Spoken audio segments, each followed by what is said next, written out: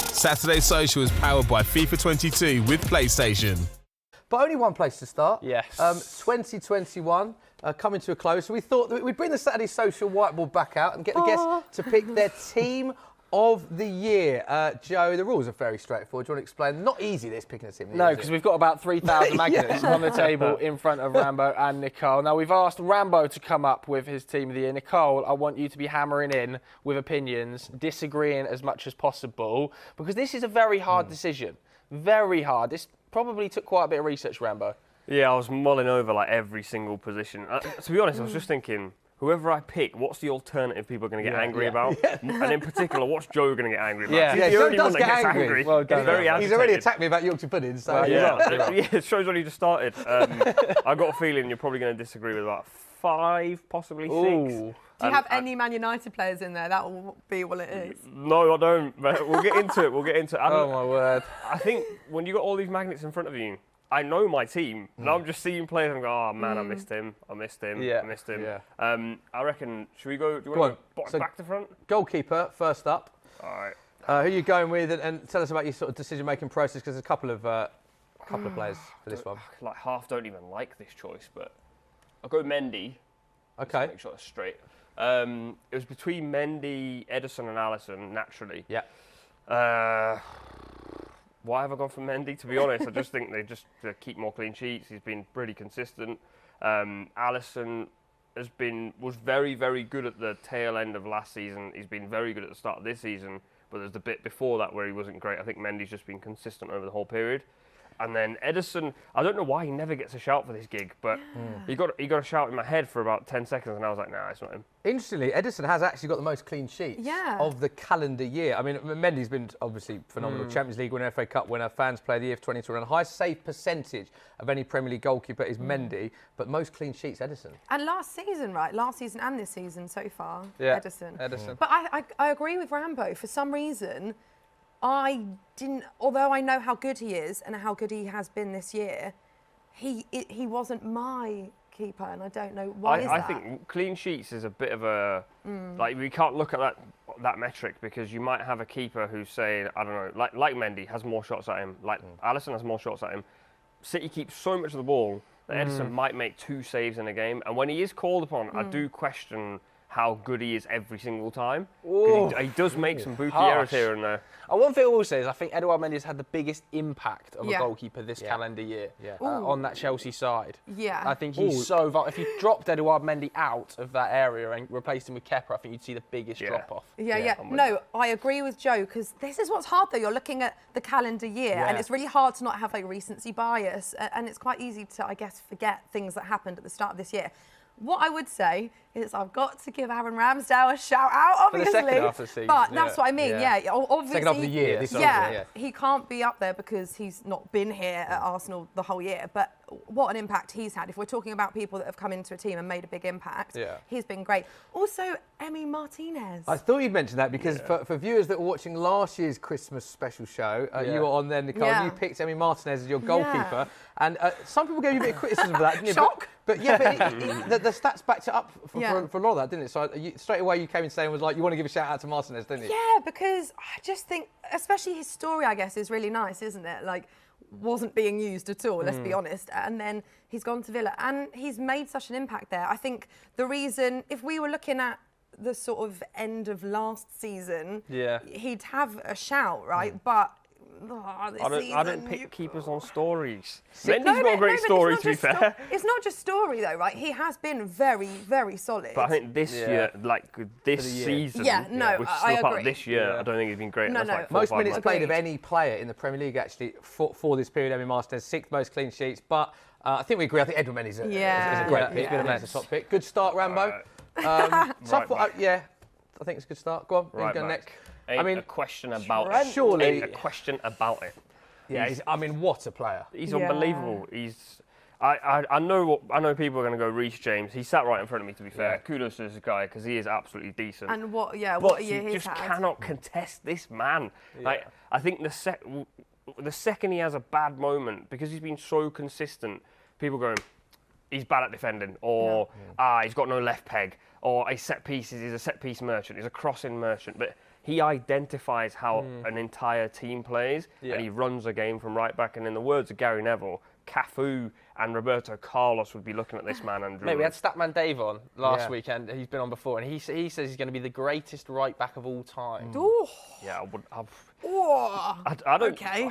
They don't agree with that, Nicole? No, I mean, that's just like a big statement, isn't it? I think he's fantastic. And I think with Trent, kind of like what Rambo's saying, there is this thing where I think he has been consistently so good. I think you almost forget how brilliant he is and what a player he is.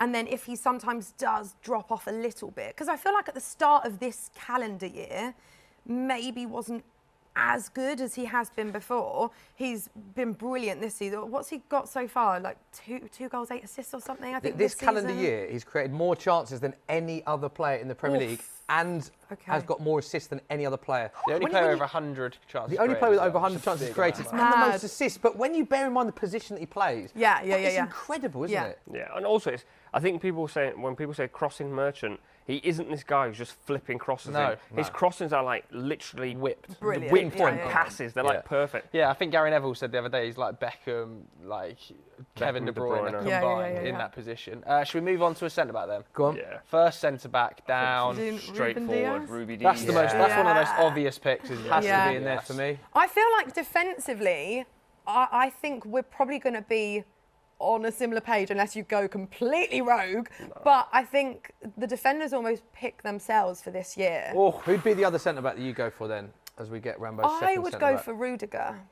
Okay. I think Have you gone with if we're looking at, and I think if we're looking at someone who, I just think, I mean, just defensively, generally, Chelsea have been so solid this year. And I think he's been such a key part of that. And under Thomas Tuchel, why are you laughing? Come at me, Joe. I don't think Rudiger's been Chelsea's best centre back. I think it's been Thiago Silva across the course of the year. I think Rudiger is slightly saved by the formation and the sort of tactical. Do you think the formation benefits Rudiger more than Thiago? Yeah, I think you could put Thiago Silva into a back four much easier than you could put Rudiger into a back four. I think playing on the left-hand side of a back three suits him down to the ground when he can open his legs, move into the midfield and use his pace to cover the left back role. Only thing I'd say is he's playing behind Chilwell, who tends to be very rogue going forward, or Alonso. And I also think Thiago Silva, we haven't seen him in a pair yet since he's come to Chelsea. He's played in a back three. I think Christensen deserves a shout out as well. But it could have been any of them three, really. I just personally prefer Rudiger because I think if I'm a striker, who do I not want to come up against? Rudiger's horrible to play against. Yeah. I think he bit Pogba at one point. I wouldn't want to mess with this guy. And also under Thomas Tuchel, he just looks so revitalised, so different. I just think he's had a great year. Well, he said, didn't he, that Thomas Tuchel had a huge impact in his decision-making because he's been linked with moves, and he said Thomas Tuchel was so key in him staying. Next player, most importantly, not just who you're picking, is the magnets are getting a bit lopsided here, Rambo. Come on. Let's fix that up. There we go. On the slope as well. There you go. Is that my right? There we go. Right, like that. Probably my favourite player over the last 2 seasons. My God, this is a strong Favourite Premier League player of anyone, Rambo? Oh no, not of anyone. No? He's like, come on, I'm a Liverpool fan. Yeah, my favourite player's been Salah, but I mean, outside of Salah, he's just different gravy. João Cancelo, I think the fact that I'm putting a right back at left back tells you how good he is. I think good point. Technically, he's just been unbelievable. And again, similar to Trent, he practically runs the game for City, so no question. 80 tackles, 55 interceptions, 42 chances created, regular player for City. Can score as well, can't he? Very good player. Nicole, do you agree? Looking at that back four, you happy with that? Anything that you changed? No, that was exactly my back four, to be fair. And like Rambo said, it's so impressive that he can literally play right back, left back. Play anywhere. Well, not anywhere. So like people are going to be in the comments. I just think he's brilliant. This is the thing, though. I think defensively, they kind of picked themselves this year. I think. Other than Thiago Silva. Okay. No, I think Rudiger's a complete fair shout there. Okay. But I guess there are a couple of players you could argue for.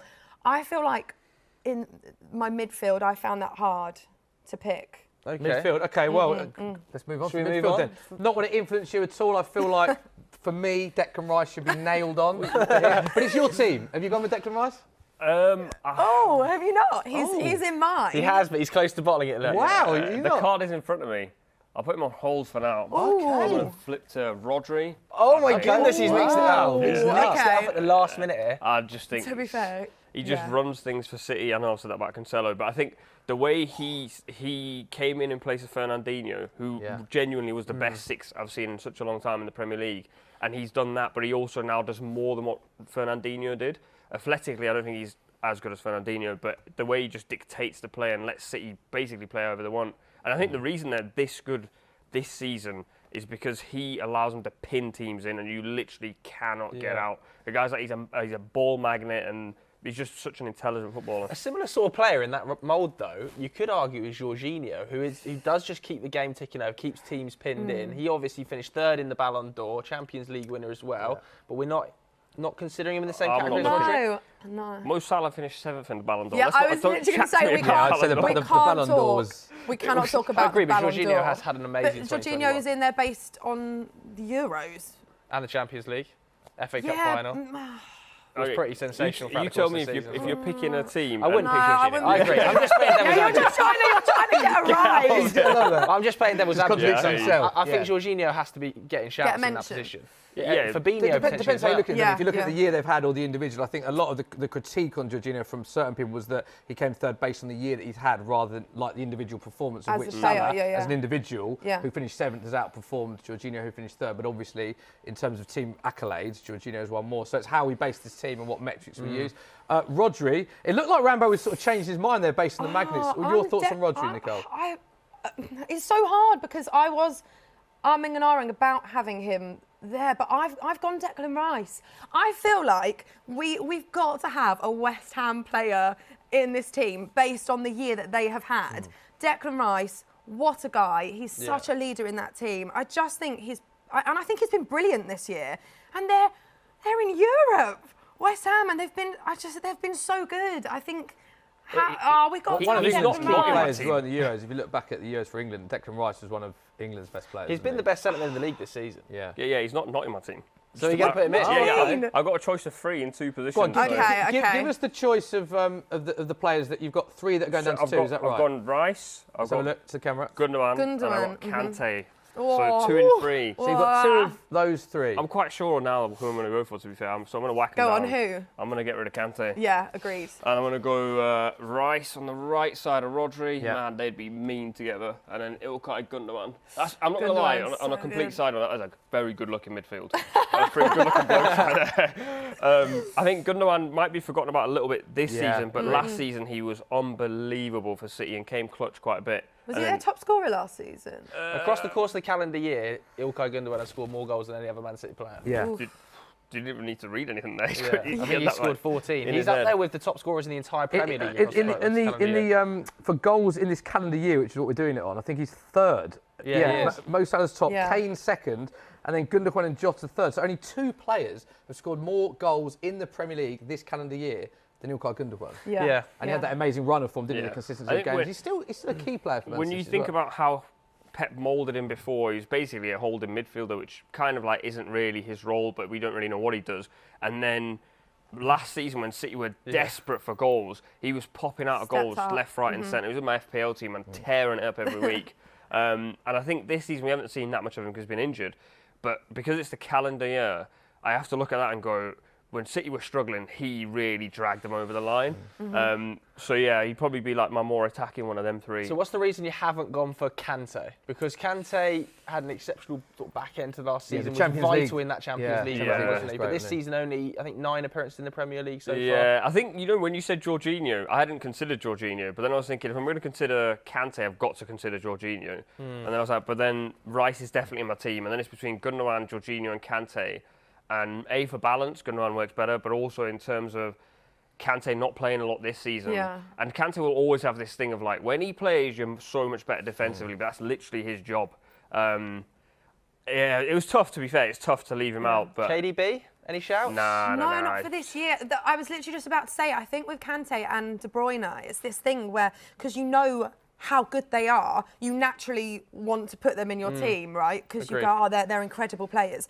But if we are looking at this year, and whether it's how much they've played or their performances in themselves, I don't think you can have either of them in this team. Are we looking at any players as well? I mean, I think Yeah. they're solid picks, all three of them. You've mentioned Kante. Any just throwing other names in there? Any other names that, I mean, Bruno in terms of goal contribution to the back end of last season? Bruno would have been, I think, in my front three. Season. I wouldn't have him in a midfield three. No. Thomas Souček as well, I want to chuck out as well, because back end of last season, in terms of goals, tackles, completions, assists, a lot of West Ham fans rave about Thomas Souček, and back end of last season, he was a key figure in where they finished. So, I mean, was he someone that was in your thoughts? Not really. Not really. I can't lie. Like, I looked at West Ham and I thought it's Declan Rice and maybe Antonio, but not really. I couldn't put. Why are you doing that? No, Bruno. Wait, we'll come on to Antonio. Let's come on to Antonio in a bit. Let's move on to the front three, I think. And Bruno plays for Man United for you, so... No. But in penalties, sorry, Joe, like, obviously Bruno has been brilliant, but when you take away the amount of goals he scored through penalties... But he's also created the second most chances in the league by a mile. Have you got a list of Bruno's stats? He hates the penalty shout. He's so influential. Let's move on to that position. This next name, I think, is going to include that sort of Bruno element. So front three. I'm pretty set on my front three, to be fair. Go on. I'm going to go Mount to the right. See, that's where I think potentially Bruno, if you've moved him more central, could play over Mount. You're not doing Salah. He can play wherever he wants, mate. I'll chuck him out right back. He'll do a job for me.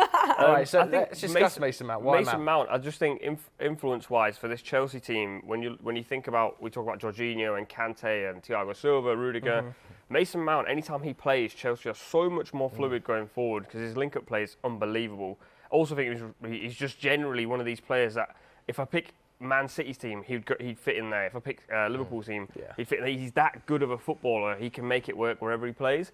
I know he doesn't predominantly play in a front three, but he has done more this season. Honestly, it's not because Bruno plays for United, but the thing about Bruno is, and it was between Bruno and Mount for this position, I just think when we talk about spamming crosses and spamming shots, Bruno did it too much for me. And I think when you get into a system where you can't do that anymore. I want to see what he's like then, because he's United's hero not last calendar year because Ronaldo's come in, but last season definitely. But I think if I said to Kevin De Bruyne, go play for United, but you can do whatever you want, he would produce better numbers than Bruno. If you get what I mean? Yeah, I see what you mean. So with more discipline on his shoulder and not just being the guy, he would do more. But he is the guy. And I think like his numbers for United are outrageous. Like if you look at the chances created numbers, obviously Trent is top on 100, then it's Bruno on 90, and then we're down to like 70s. Every single attack pretty much for United goes through Bruno. So I would probably take Bruno instead of Mount. The Champions League might just tip it over for Mount. I think that bit of silverware is... Also, he's been really good this season, and Bruno hasn't. Bruno's been a bit off his game, and Mount, when he's played, because he has had injuries, I think has been excellent. And he is Chelsea's top scorer across the calendar year as well. And he's had his wisdom teeth out as well as injuries, hasn't he? Might come to later on. Funny, let's have a look at your other two. So we'll go Son left. Fair. Son, sixth most chances created in the Prem in 2021, sixth most goals, 10th most assists. And also when you're, he's very panicking over the magnets. Oh God, good luck getting that off. But I think very Son, reliable player, Son, isn't he? Yeah, and in this Spurs team, which haven't had the best year. Yeah. I think he's still. You hate to see that. Look at that, you hate to see that. What a player. Oh God, what have you? Do not put it over the Sky Sports logo. Go on, sorry, you're talking about Son.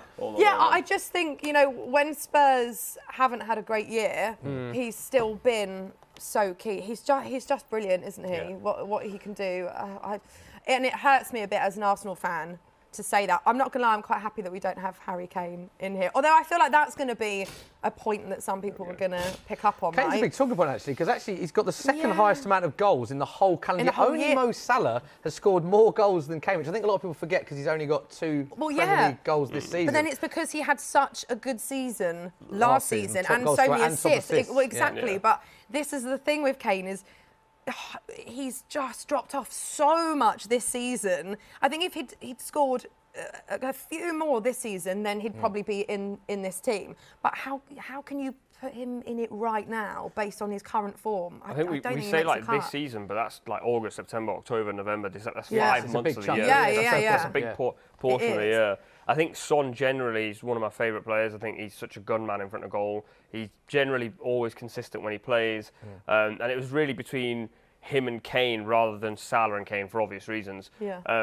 So yeah, Son would go in my team every single day of the week, and then obviously Salah. I mean, there's no debate about Mo Salah. Best player in the world. He's incredible. Just numbers are unreal. I mean, look at the numbers, Joe. We've got all of these stats in front of us. He's just top of pretty much everything, isn't Goals, he? assists. I think there is there's like a lack of a clear number 9 this year across 2021 that's been outstanding. Kane's done it for months. Antonio's done it for weeks at times. Can I chuck one name in there that I'm surprised isn't in there, even ahead of the likes of Kane and other players? As a Liverpool fan, Diogo Jota. But he was injured at the start of the year, wasn't he? He has had his injuries, but in terms of numbers that he's produced and recently, the goals that he's getting for Liverpool, and also for me, what I love about Diogo Jota is he came into an existing front three for Liverpool that everyone's talking about, the best front three in the world, best front three in Europe, like incredible front three. Managed to play every single week, squeeze his way into that. Regular goal scorer, scores big important goals for you. And I just think he's been a revelation for Liverpool. And I think he's quite underappreciated, actually. Yeah, I think he is top. I think he's a really, really good player, but he had a little bit of injuries towards the end of last season. He's had a few injuries this season. I don't know the exact stats off the top of my head, but the only reason I didn't consider him is I don't think Liverpool were particularly good last season, and so the standout player for me last season for Liverpool was Salah. I don't think Jota really came clutch as frequently as what we needed him to. And then this season he has been good, but then he's still not fully broken into it because Firmino's still in and out and he's been injured.